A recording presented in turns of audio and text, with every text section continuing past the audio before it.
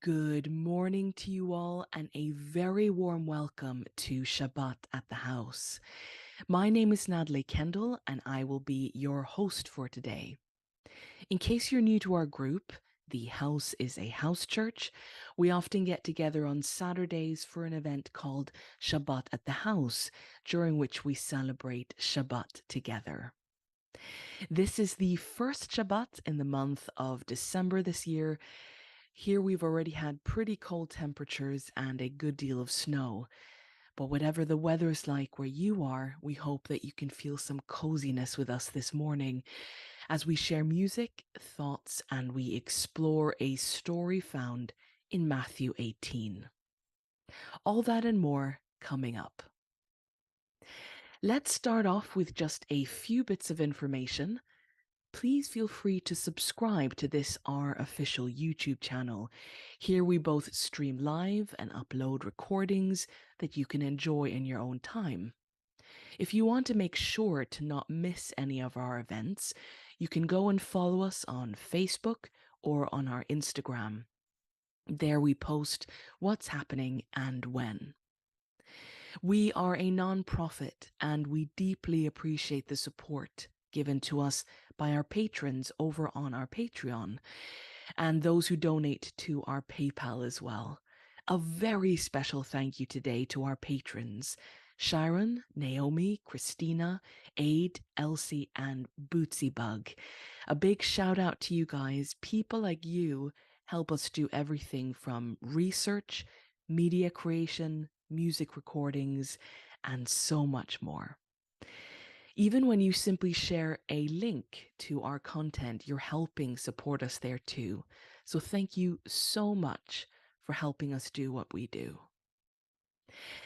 If you're interested in free audiobooks to listen to as the days grow darker and you might want to snuggle up with a story in the evening, then Read Aloud Corner might be the thing for you. At Read Aloud Corner, we pick really good books and they are made available as free audiobooks on YouTube. In the past, I've read through the Chronicles of Narnia series, the Space Trilogy by C.S. Lewis, the Adventurous Tales of Robin Hood, and we are currently going through The Little Princess this month. All those books are now available in our playlist, so click the link below to discover the full playlist and be alerted to future uploads as well. And happy listening. If you enjoy the stories we share here at the house and you'd like to explore more of the Bible with us, then we have some very exciting news for you. This January, you can sign up for an online course called Covenant Theology. For those of you who don't know, I am the director and head lecturer at ZETEO School of Theology. ZETEO is a school for higher theological learning. We offer online intensive courses. This is aimed at making theological classes easier to access for those who can't afford the cost or the time commitment of attending university full-time. Our classes look similar to the stories we share here at the house, with engaging presentations, and they aim to empower those attending with tools to explore and understand the Bible in a more responsible and informed way. The course we're offering this January is called Covenant Theology, which I will be teaching.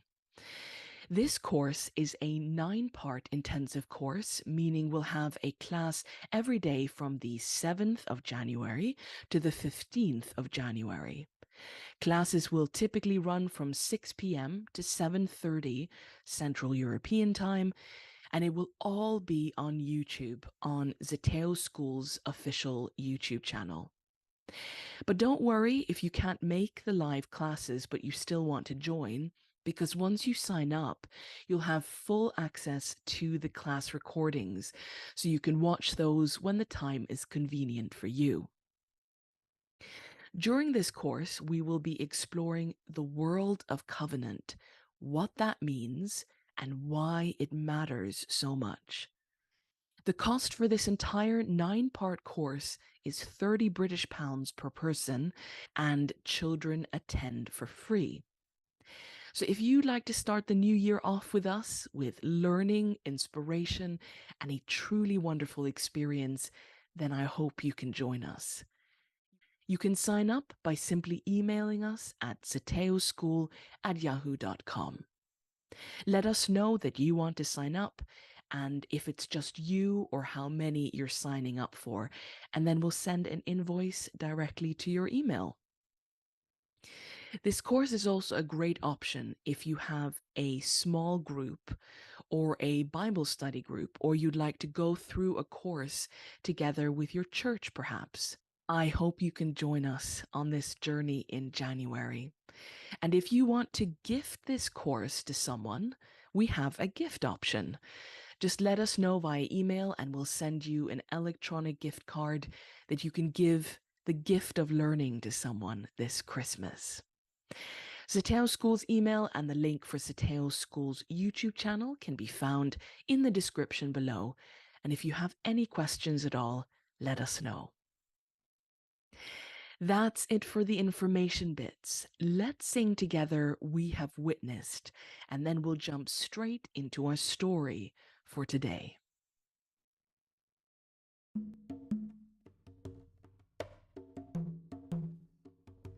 Can you see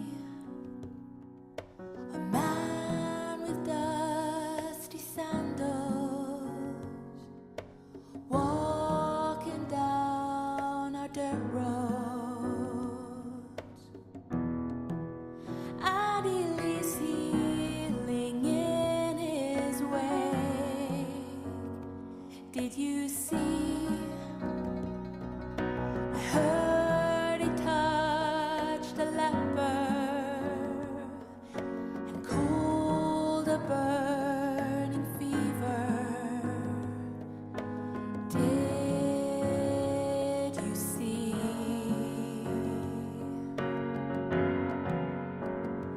We have witnessed what happens when God comes in the midst of us. His intentions for all people, oh, is revealed in the one called Yeshua.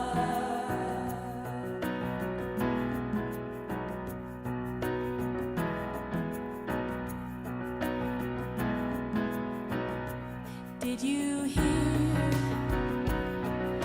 the words he spoke with passion? Fed the hungry masses, and he brings gospel in each breath. And did you feel he stirred the hearts within us, gave the lost purpose? Did you see?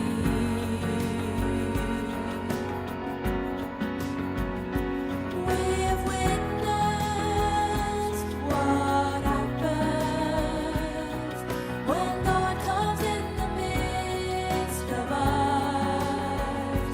His intentions for all people, oh, is revealed in the one called Yeshua.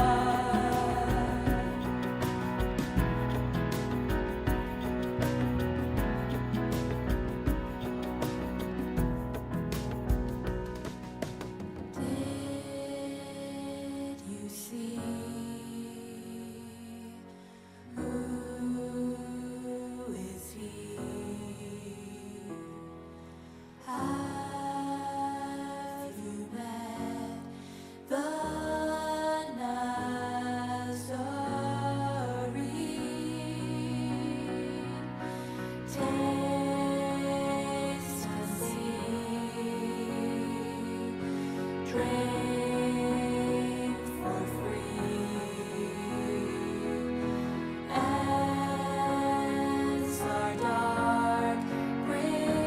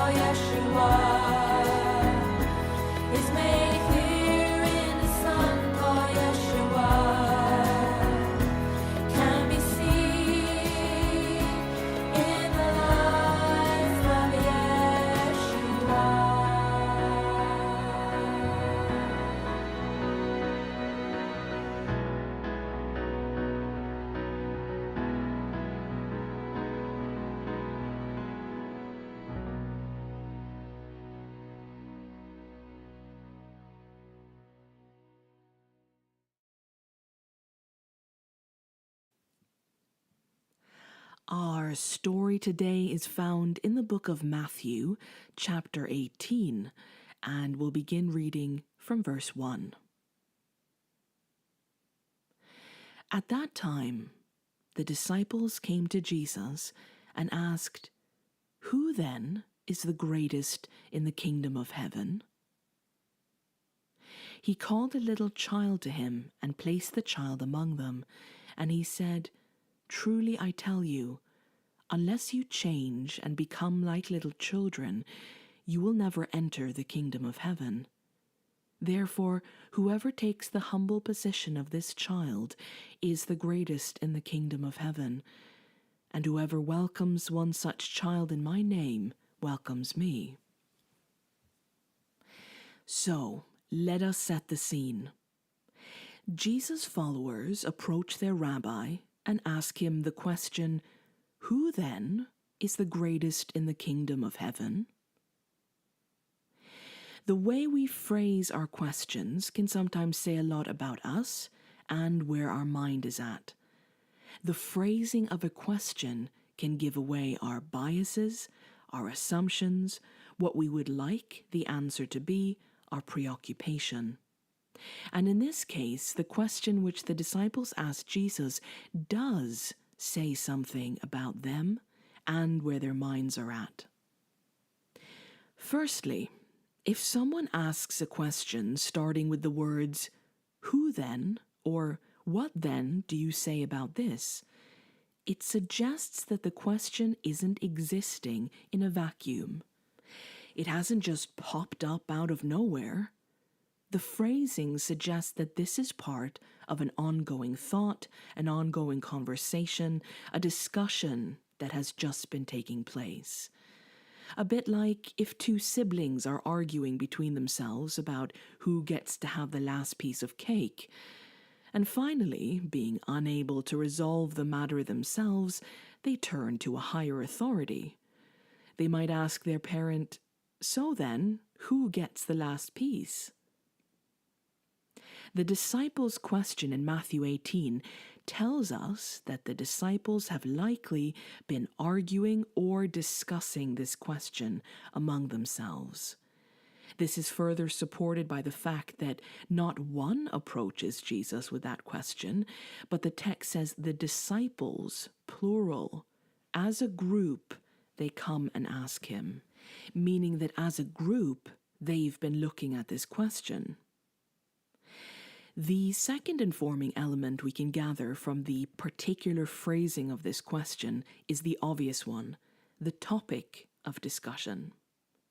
The thought that is currently preoccupying the disciples, and that thought is, who is the greatest? Who is the greatest in the kingdom of heaven? Who is the greatest in the kingdom of Jesus? And the third and final thing we can glean from this question is the direction of the disciples' interest. Now, rarely do people ask questions they don't want the answer to. More often than not, we seek answers to matters which actually interest us or impact us on some level, an issue which affects us or feels important or relevant. And so by the disciples posing this question, "Who is the greatest in the kingdom?" they are also revealing either their interest, their desire, or both. So, that is the question. What then is the answer? How does Jesus respond? Verse 2. Jesus called a little child to him and placed the child among them. And he said, "Truly I tell you, unless you change and become like little children, you will never enter the kingdom of heaven. Therefore, whoever takes the lowly position of this child is the greatest in the kingdom of heaven, and whoever welcomes one such child in my name welcomes me." So Jesus calls to a little child. The child comes over, and Jesus places the child among them and replies. Now, just like we can sometimes tell a lot about the way a question is phrased, So we can tell a lot by the way an answer is phrased. So to make sure we understand Jesus' answer, let us break it down. The first part to Jesus' response is to call a little child over. Secondly, he places that child among them. And his verbal response now holds up this child as an example. He says, "Truly I tell you, unless you change and become like little children, you will never enter the kingdom of heaven. Therefore, whoever takes the lowly position of this child is the greatest in the kingdom of heaven, and whoever welcomes one such child in my name welcomes me." At first glance, it's easy to assume that Jesus has merely called over this child who happens to be nearby to use this child as a sort of prop, a visual prop for his lesson to the adults. But there is a very deliberate action here which says otherwise. In the original Greek text, it says "estesen auto en meso auton," meaning literally, he said it in the midst of them. Not just among them, or around them, or nearby, but in the midst, in the middle of them. So if you can picture this in your mind, Jesus' disciples are standing around in a circle, in a ring around their rabbi, asking him this question. And Jesus calls over a little child and places that child in the midst, in the middle of that circle, of that gathering. Jesus isn't merely using this child as a prop or a tool. By his actions, he has just included this child in the conversation. He has brought this child into the inner circle.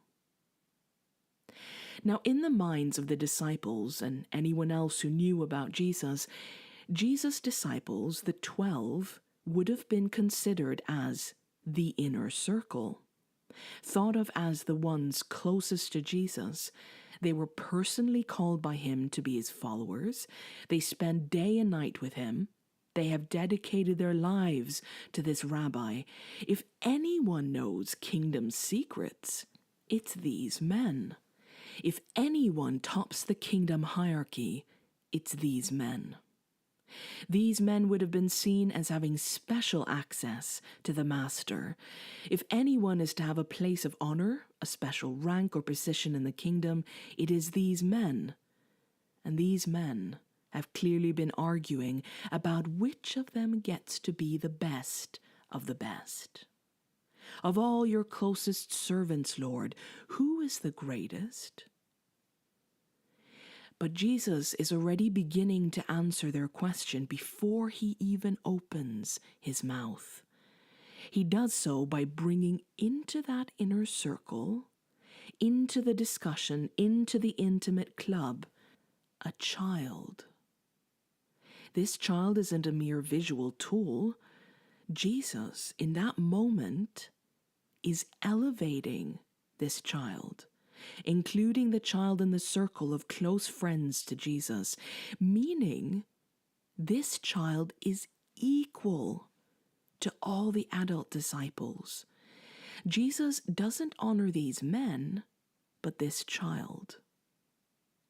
And if there is any doubt about this being what he's doing, he then speaks and says, "Unless you, all of you who are standing around me in this circle, change and become like little children, you will never enter the kingdom of heaven." The disciples wanted to know which of them would be the greatest in the kingdom, but Jesus turns their question on its head. He completely reframes the whole matter. Unless you change and become like little children. He doesn't say, unless you change, you won't be the greatest in the kingdom.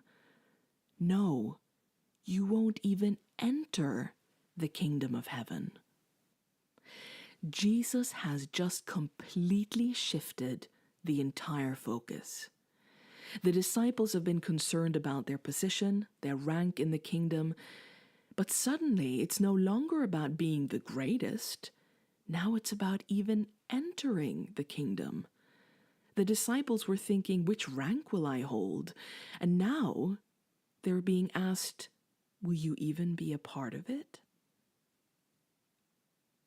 Here Jesus is contrasting two things, the disciples and this child, or children. The disciples' current state of heart and mind versus children and followers who are humble like children. Children are held up as the opposite of how the disciples were thinking and behaving. And notice Jesus said, unless you change and become like little children, you will never enter the kingdom of heaven. The word in Greek here for change is actually strafete, which means to twist, turn quite around, or reverse. This is not a little attitude tweak we're talking about. Unless you completely turn around, reverse, do a 180 from where you currently are, disciples, you won't even be in the kingdom. Verse 4. Therefore, whoever takes the lowly position of this child is the greatest in the kingdom of heaven. The Greek actually says, whoever therefore will humble himself as this, the little child, is the greatest in the kingdom of the heavens. Now, based on things like our culture, our age, our upbringing, our personal outlook, the way we view children can vary a lot. Some were brought up by parents who hailed from the Victorian era, and so they have applied the children should be seen and not heard approach to their own parenting. Others see children as gifts or signs of God's blessing. Others see children as little lumps of clay, there for us to mold and fashion as we see fit, often into our own image. Some see children as opportunities for success or to achieve things we never could when we were young. Others still may see children as burdens or complications, commodities, a source of pride or amusement, irrelevant, a strain on resources, or an afterthought. If you've read the Bible or grew up hearing stories about Jesus, then it will likely not be news to you that he valued children. You've probably heard stories of Jesus welcoming them to come to him. He spends time and attention on them and even derides the disciples for keeping them away. And so, as we said, Jesus valuing children may not be news to us, nor would it have been to his disciples. But in the minds of most Judeans at the time this story took place, in that context and culture, how were children generally viewed? Well, they were seen as weak, burdens on society. They had little value to the greater community. They were seen as being there to honor or reflect well on their parents, so to be proof of fertility or God's favor or prosperity, or carry on their family name and legacy, but they didn't have value in themselves so long as they remained children. They were lowly ranked in both family and societal systems. They had no voice or rights, whether in religious gatherings or the political arena or in the community. Male children were ranked slightly higher because of their ability to inherit and provide once they grew up, but ultimately, a child only had a place after entering adulthood. And so, Jesus making space for children and prioritizing them was already a massive break with cultural norms. But in this scene, Jesus is about to go above and beyond most people's comfort zone, and perhaps ours too. Let's have a look at why. We've already established that Jesus is, quite strikingly, honoring and elevating this child by inviting them into the inner circle, and then holding up this child and children as an example to the disciples. Now, in the language of rank and hierarchy, which is the language the disciples had been speaking in, Jesus has lifted up this child and, as we said, made them equal to the disciples, if not greater than the disciples, since they are told to change and become like this child. That's the first big bomb Jesus drops. This child is equal to all of you grown men, friends, confidants, and followers of Jesus. Then, the second bomb. This child is elevated above you. Reach out, change, and seek to become like this child. And here comes the third and final bomb. Jesus' next sentence, verse 5. And whoever welcomes one such child in my name welcomes me. Jesus says, if you welcome such a person, you're welcoming me. He's not just put this child on the same level as the disciples, or even just above them. Jesus has put this child on the same level of honor, on the same place of importance as himself. He's completely turned any semblance of assumed hierarchy and rank in his kingdom on its head. Children, thought to be the lowest, are placed alongside Jesus himself. To welcome a child is to welcome Jesus. The way you treat children is how you treat your master. Imagine the shocked faces. Imagine how these adult men are sent grappling with how to deal with this upside-down picture. In but a few minutes, Jesus has unraveled the tower of their preoccupation. The disciples were so focused on climbing the proverbial ladder, climbing up in ranks, in position, in importance, in titles, in reputation, in status, and Jesus has just kicked the ladder out from under them. But Jesus doesn't stop there.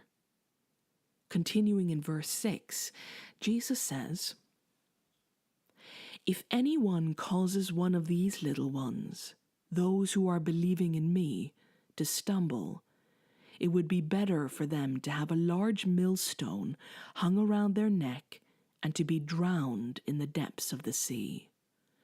Woe to the world because of the causes of sin.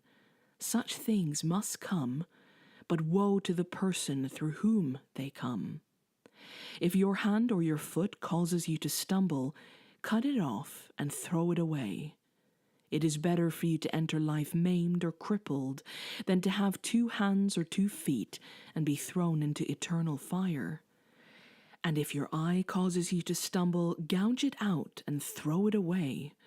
It is better for you to enter life with 1 eye than to have 2 eyes and be thrown into the fire of hell.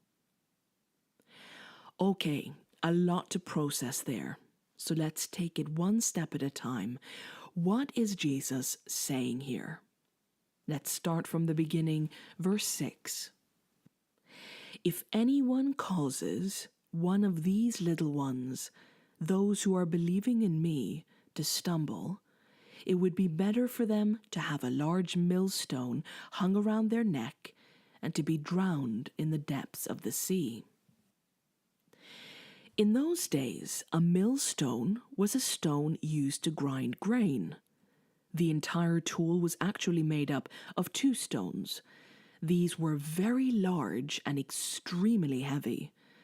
As you can see here in the picture, the bottom stone would remain stationary, and then the top stone would be churned around, and between these, the grain would be crushed. So grain could be turned into flour to make bread, and so on. Here Jesus says, if any of you causes one of these little ones, these children who believe in me, to stumble, it would be better for you to have one of these great, big, heavy millstones hung around your neck and for you to be drowned in the sea. Throughout human history, the sea, the ocean, has been the topic of a variety of legends, stories, tales, and fascinations. Now, at the time of Jesus, the Judeans would have equated the sea, the ocean, with terms like the deep and the bottomless pit. It was viewed as the wild, untamed part of creation, and more specifically, it was believed that that was where demons dwelled. In other words, a place of the enemy. The sea was a place away from God. Below the sea was viewed as a sort of forgotten, cast out, deep pit of a place, and the raging waters and the monsters found below were often used in the Old Testament as a metaphor for the enemies of the Lord. So, with that understanding in mind, and considering on top of that several of these disciples listening come from a background of fishing, they were fishermen, they lived in Capernaum, which was a fishing town, let's consider the impact of what Jesus said to them. If any of you causes one of these little ones who believe in me to stumble, it would be better if you hung this large, heavy stone around your neck and was drowned in the sea, in the place forgotten, in the place of oblivion, in the place of the enemy, of being remembered no more. If that statement doesn't pack a punch. Now, I've heard other talks and sermons on this particular verse, and more often than not, verse 6 is taken to mean, as an adult, I must keep children from sinning.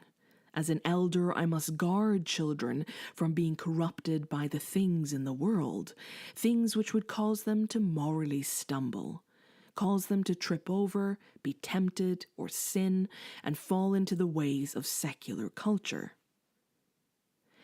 It's very easy to assume that's what verse 6 means, but that is simply not what the text is saying.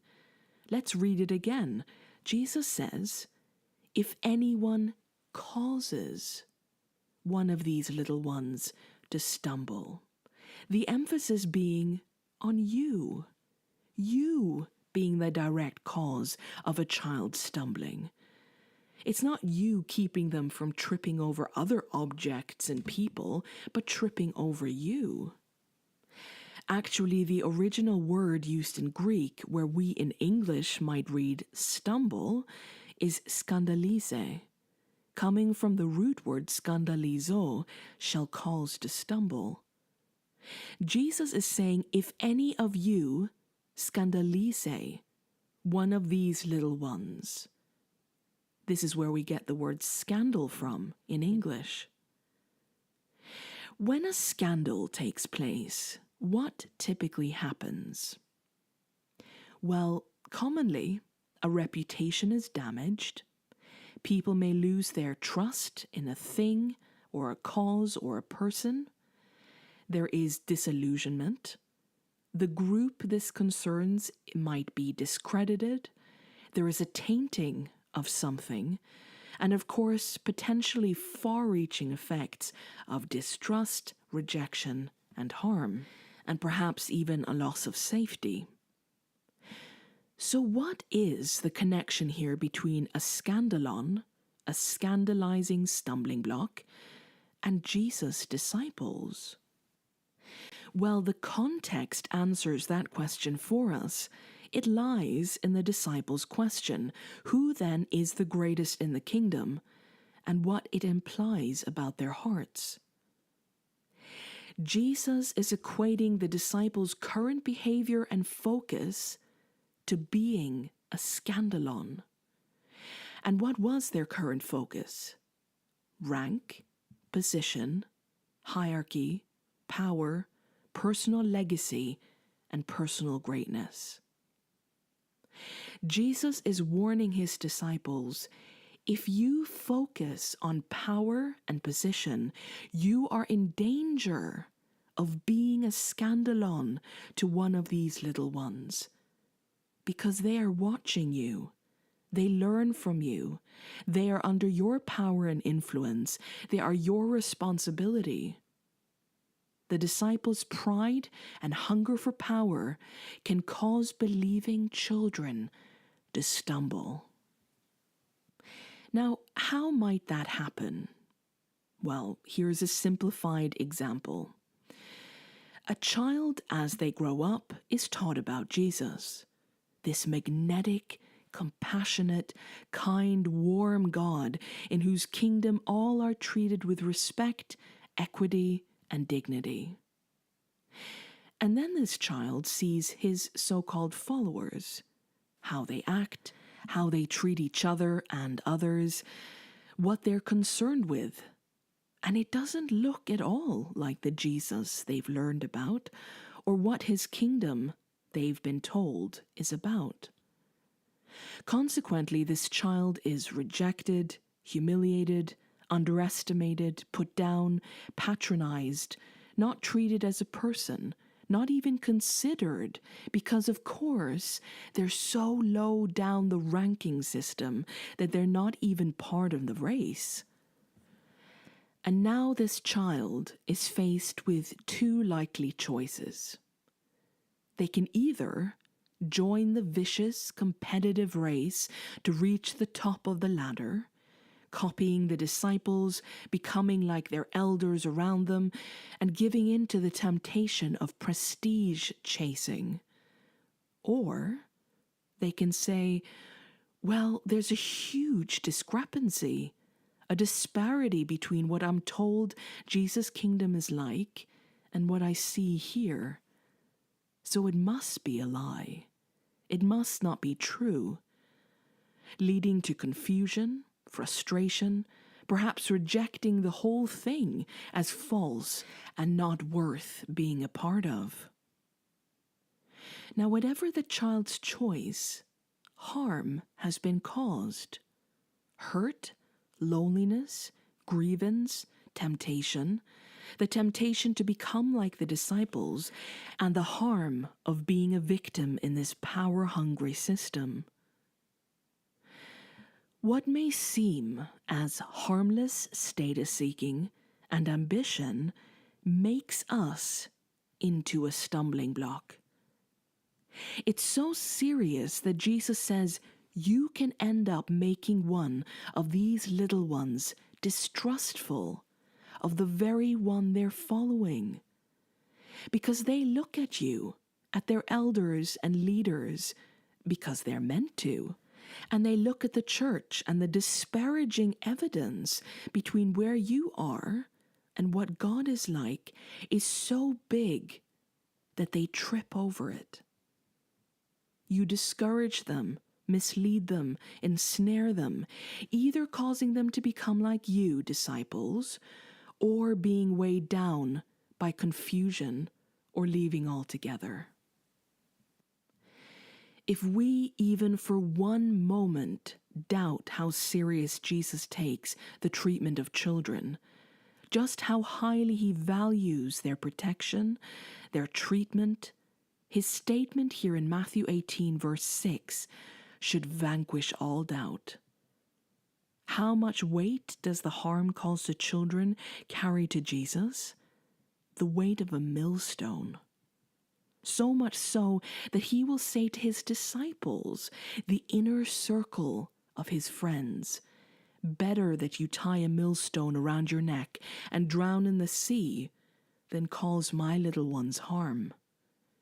Jesus is deadly serious about it. To him, children are not second-class citizens. They are not afterthoughts or acceptable collateral damage in the scramble for power. Now, a likely response from some adults at this point might be, well, none of us are perfect. We adults who follow Jesus can't avoid making mistakes. They should be looking at Christ, not at the church, not at Christians. We're not perfect.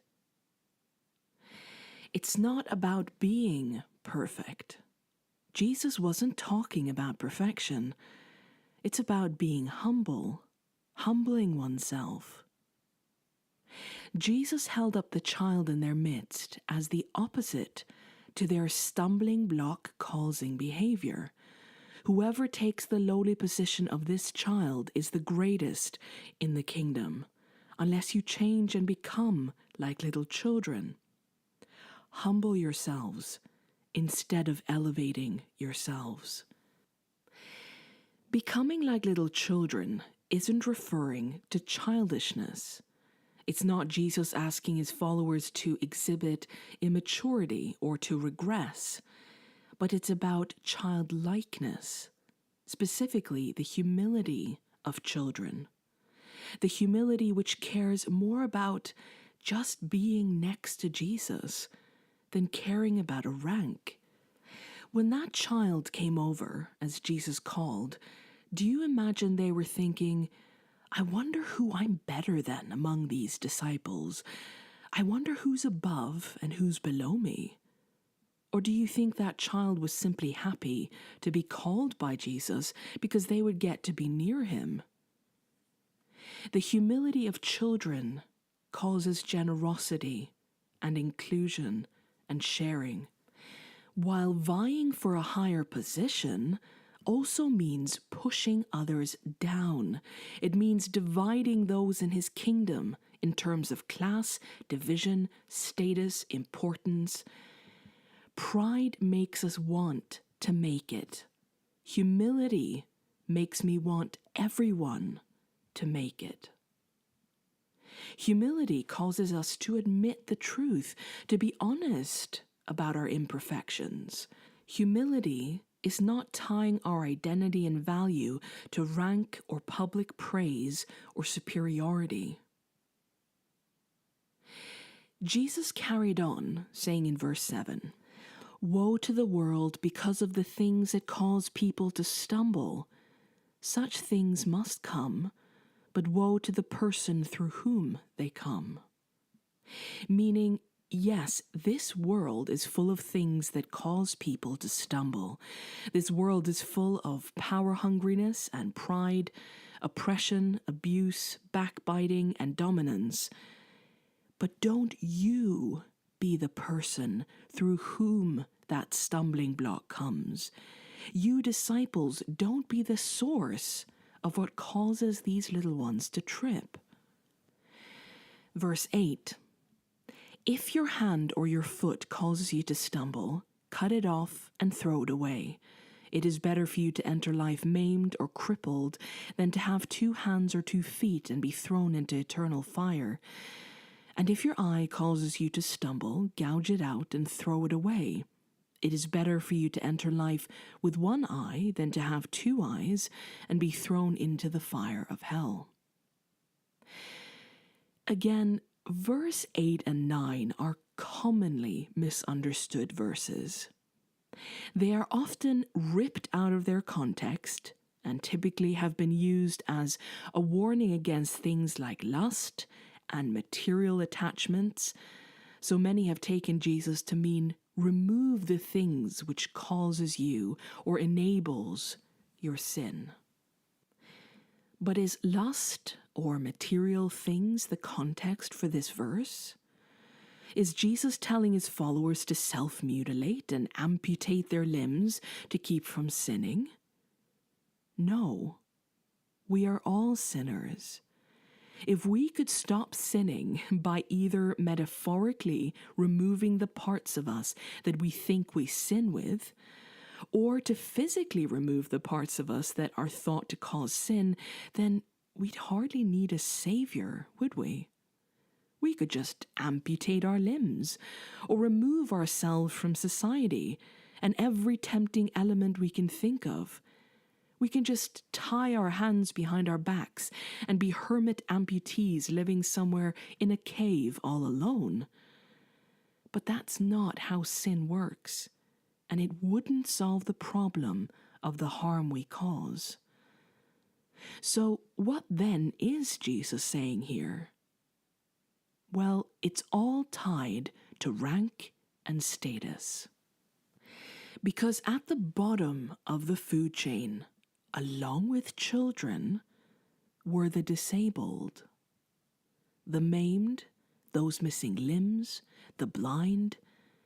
At that time in Judah, such people would be considered the lowest, living a life of begging, of poverty, shame, ridicule. They had no voice, no rights, no position. They were treated as inferior and viewed as insignificant, even seen as rejected or punished by God. Jesus isn't telling his disciples to cure their own sin by taking a sword and chopping off their arms. He's saying, it is better for you to be considered lowly like these children, like these disabled, to be viewed by the world as insignificant and mistaken for being unimportant, than for you to carry on the road you're currently on.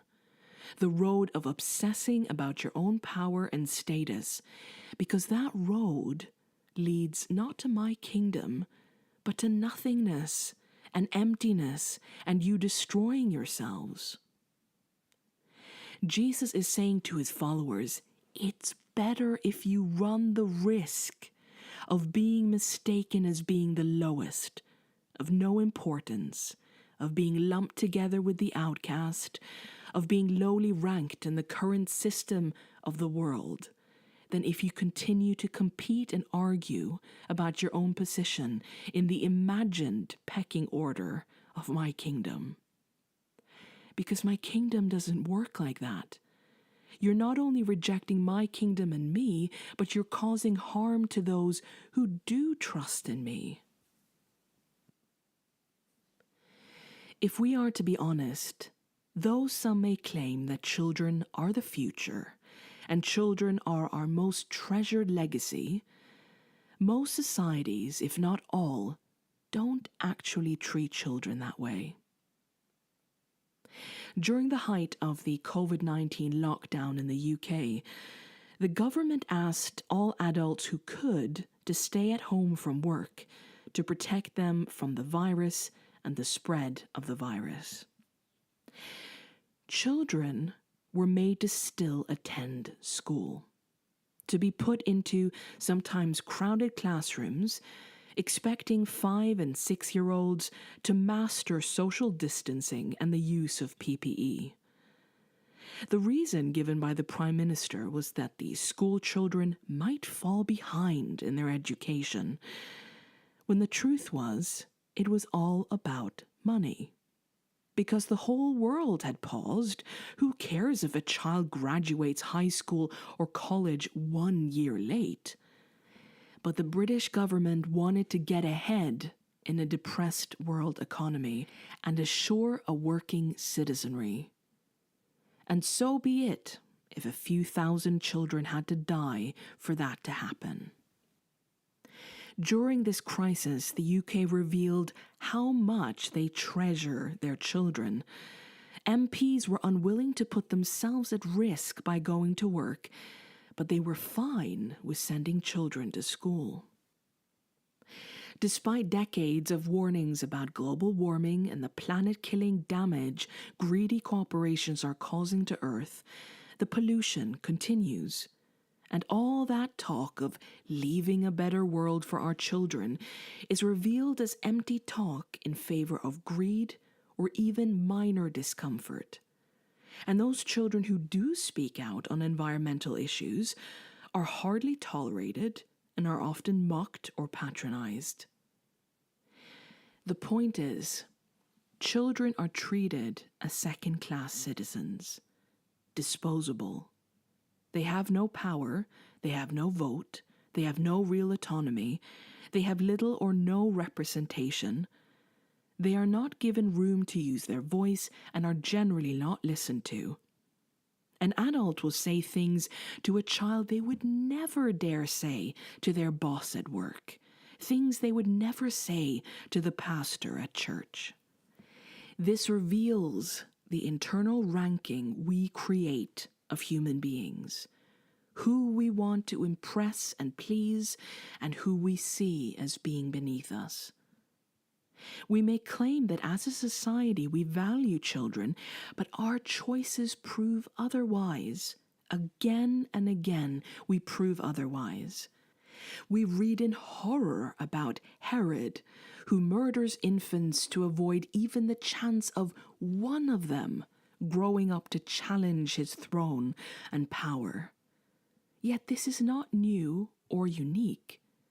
Children's dignity, health, future, well-being is sacrificed all the time for the sake of adult ambitions and pride. Christian musician Michael Card sings in his song Spirit of the Age, "Now every age has heard it, this voice that speaks from hell. Sacrifice your children, and for you it will be well." And before we sigh and shake our heads and distance ourselves from such atrocious acts, let us dare to look honestly at what takes place in the religious corridors we inhabit. Let us look at how we treat these little ones around us, what we allow in our churches, what we turn a blind eye to.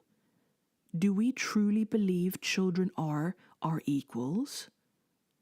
Do we think that how we welcome them is how we welcome Jesus himself? Are children in our churches and our homes afterthoughts, or treated worse than adults because they wield no power or influence? Do we hold them up as our examples, or do we view them as underlings, beneath us, seen as rebellious or troublesome, there to be kept in check? What would a church look like if we treated children how Jesus does? What would bringing children into our inner circles look like, and holding them up as examples and honoring them? And are we willing to sacrifice our feverish grapple for power and replace it with humbling ourselves? To anyone who takes lightly being a stumbling block to these little ones, remember that to your Lord, to the one you say you're following, this holds an enormous weight, the weight of a millstone. To conclude this thought, let's sing together Made for These.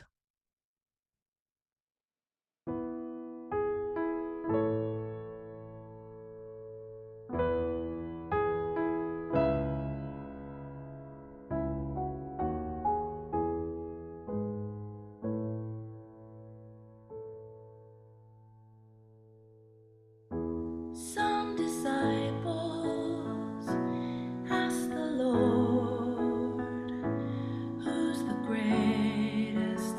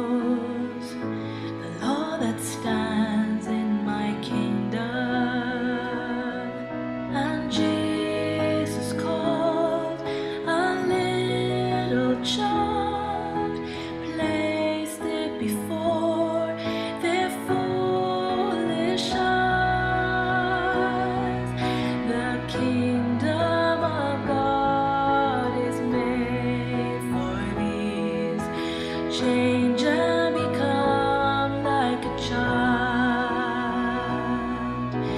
Enter the Father's will and see His heart. Come be a child of God.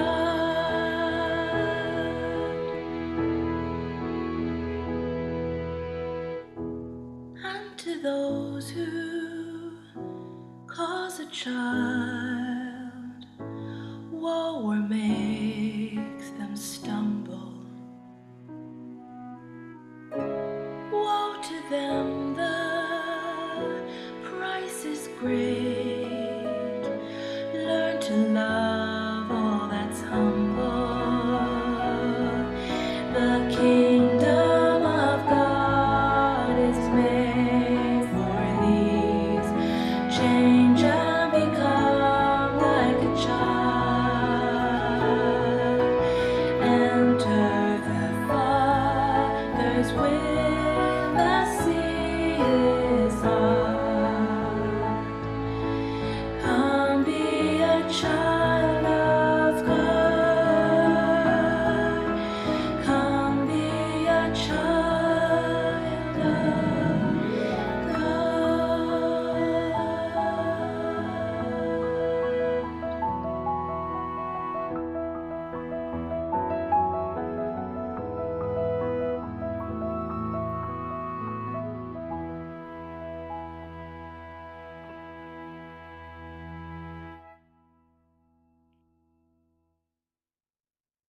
God beyond our man-made hierarchies.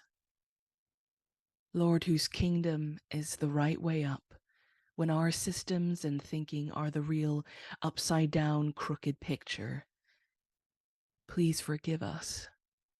Please forgive us for the harm we do, for our individual and corporate sins against these human beings who you so love and so deeply value, against your children.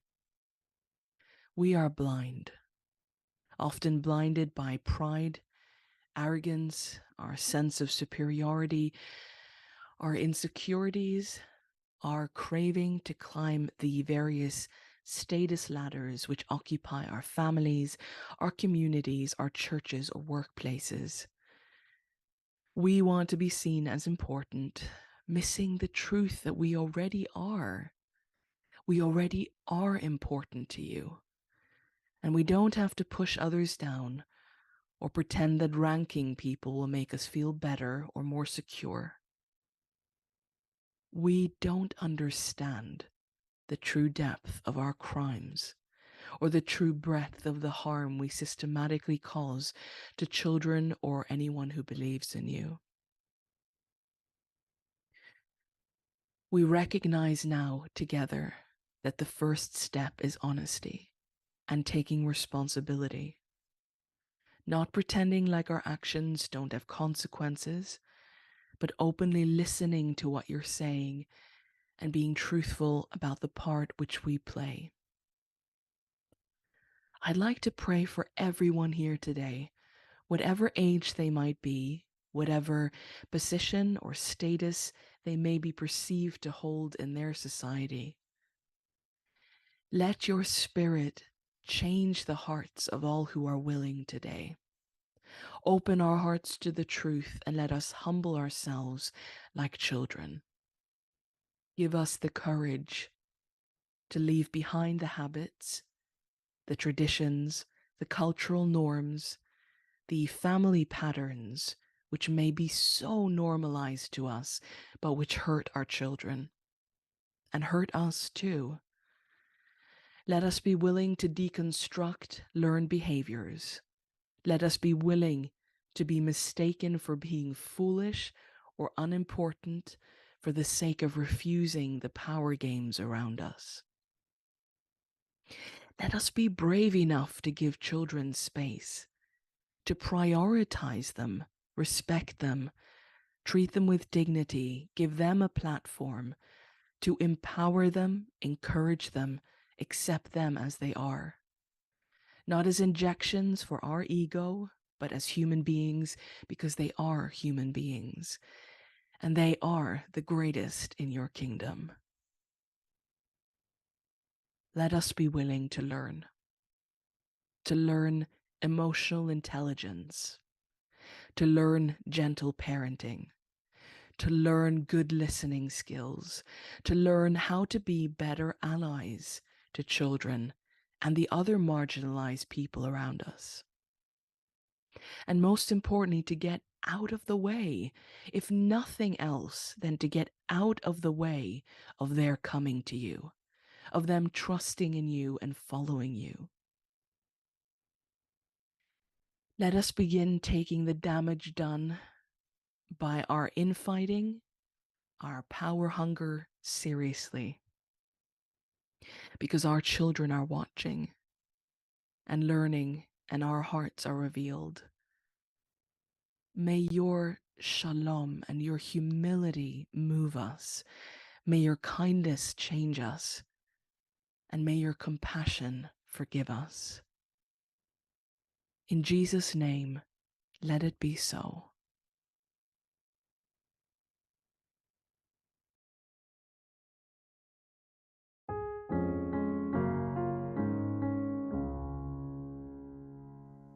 Forgive us for hypocrisy, the gap between our words and lives. Oh Father, you the truth itself, come and cast your light upon our lives. Forgive us for our apathy when faced with others' burdens. Create a servant's heart in me. Follow Jesus into service. Forgive us for our arrogance when we hide behind traditions. Come wash our false entitlement with a spirit of humility. Forgive us for unwillingness, for the times we don't respond to you. Oh, thank you for your patient love, where we always find forgiveness.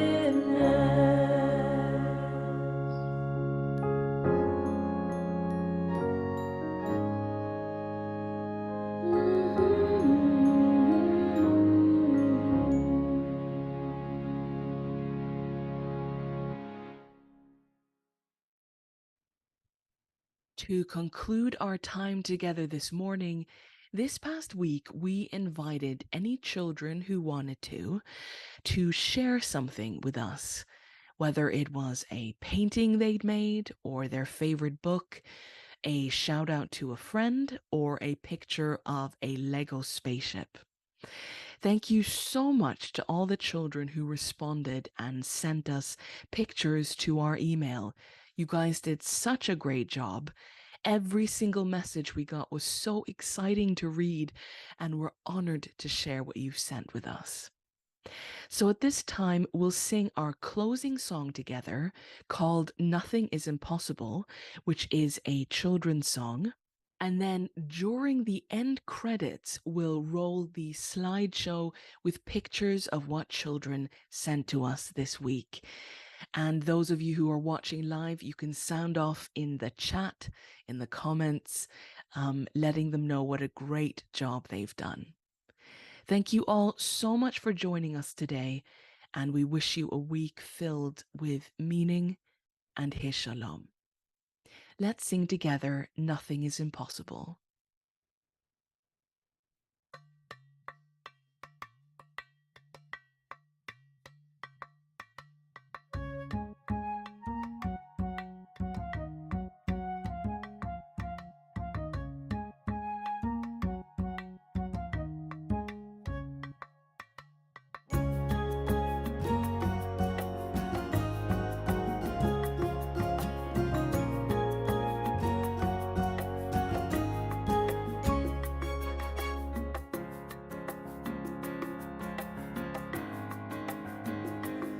When she heard that God had promised them a baby boy, Sarah couldn't help but laugh. Did he know she was too old? But to Abraham, God had promised children like the stars. And he asked her, is there anything that is too hard for the Lord? He who made the earth, is anything too hard for him? You may face the highest wall, but when problems come to God, nothing is impossible.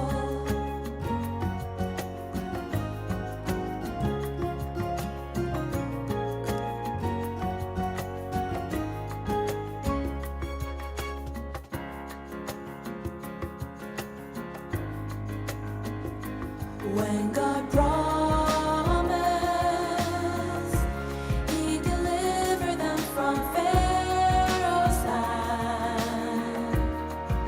The people felt a twinge of doubt. Would they ever leave that land? But before the sea, as it opened by his very breath, the I Am had brought their slavery and their bondage to an end. He who made the earth, is anything too hard for him? You may face the highest wall, but when problems come to God, nothing is impossible.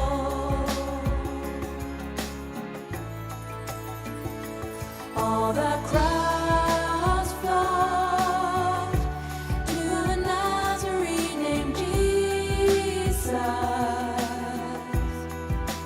He who changed their very hearts, healed the sick and helped the poor. The Messiah, the fulfillment of God's promises, come to break the sting of death. God will raise him back to life. He who made the earth, is anything too hard for him? You may face the highest wall, but when problems come to God, nothing is impossible. He who made the earth, is anything too hard for him? You may face the highest wall, but when problems come to God, nothing is impossible. Is there anything too hard? You may face the highest wall, but when problems come to God, nothing is impossible.